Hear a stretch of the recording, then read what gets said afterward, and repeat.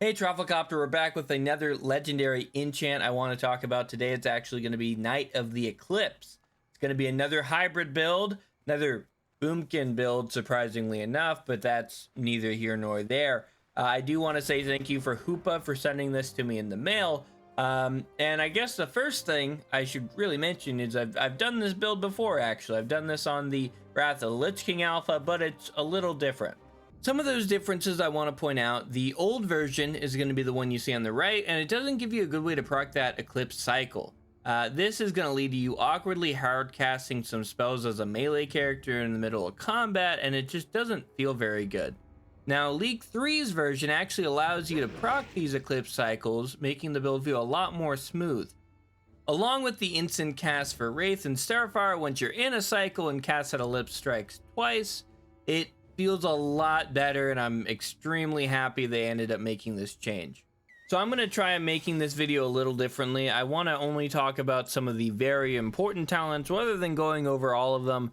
Let me know what you think about that concept in the comments, but we're doing it this video. If it doesn't work, we'll swap out next video. The first talent that is super important is obviously the Eclipse talent. Without this, the build isn't really going to work. When you hit your target with Starfire, you have a 100% chance of increasing the damage done by Wraith by 30%. When you hit your target with Wraith, you have a 100% chance of increasing the critical strike chance with Starfire by 30%. Each of these effects lasts 15 seconds. Each has a separate 30-second cooldown. Both effects cannot occur simultaneously. So when our legendary enchant says that our Eclipse Strike has a 50% chance to trigger the next Eclipse cycle, that's what it's referring to, the cycle caused by this talent. Another very important talent is going to be Earth and Moon. This makes a Wraith and Starfire spells have a 100% chance to apply the Earth and Moon effect, which increases magic damage taken by the target by 10% and reduces the effectiveness of their healing. This talent is also increasing our arcane and nature damage by 6%. So funny enough, those are the only talents that I would say are required, at least in my eyes. There's a few I would recommend, like Boomkin form, as you see I'm obviously utilizing. I'd also recommend going into the rogue tree and picking up certain abilities like improved Sinister Strike, which is going to allow you to spam Eclipse Strike more often, and other abilities that are going to give you either less energy cost per ability or more energy regeneration. I personally spent most of my points in the Shaman and the Druid tree. I'm also taking some inspiration from a build I found on the Hero Architect, obviously a Knight of the Eclipse build by a author, Billy I. So appreciate that, Billy I. I did make a few changes to this build. There was certain talents he decided to pick that I don't agree with. For example, Berserker Stance, I don't think is the call. It seems like he was going for big crits with this build, which is completely fine. You know, play the game how you want to play it. But I do not use Berserker Stance. I choose Boomkin form over that. He also has some stuff like Cut to the Chase, which I've opted out of, and just other various things kind of here or there. But a lot of the, again, key talents are going to be the same.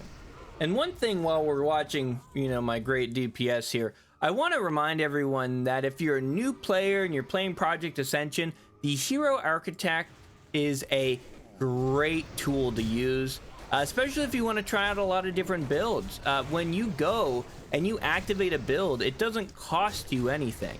Normally when you want to reroll your spec, you have to spend an ability essence, and if you're like me, you see a currency and you don't want to spend it, because what if in 5 years down the line you need that currency for something really important, and however you want to justify it, you don't spend any of that for the Hero's Architect. I could go in, and you know what, I'm gonna do it right now just to show you.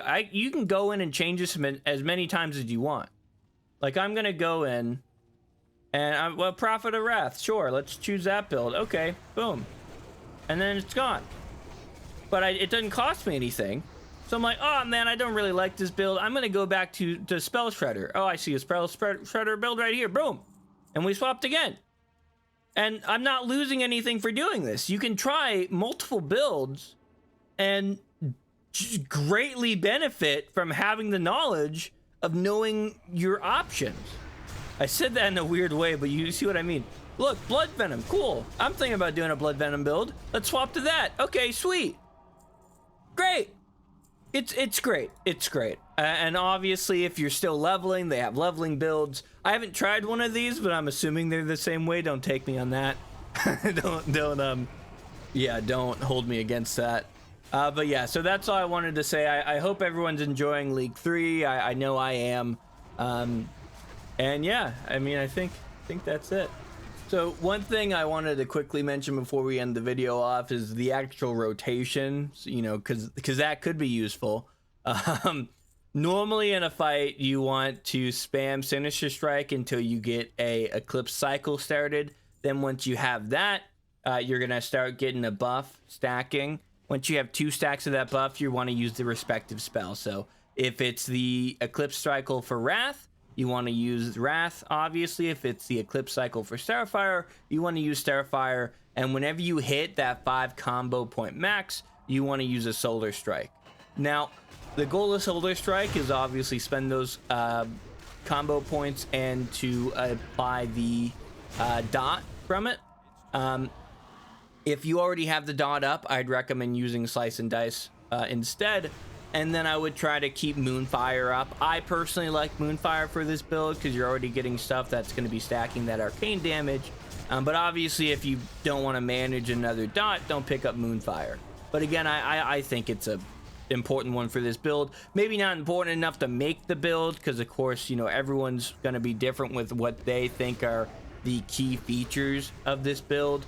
But at least being able to spam that Sinister Strike and getting big Starfires and Wraiths off, I think that's pretty key. But thank you so much, guys, for watching, and I hope you have a great day. Bye-bye.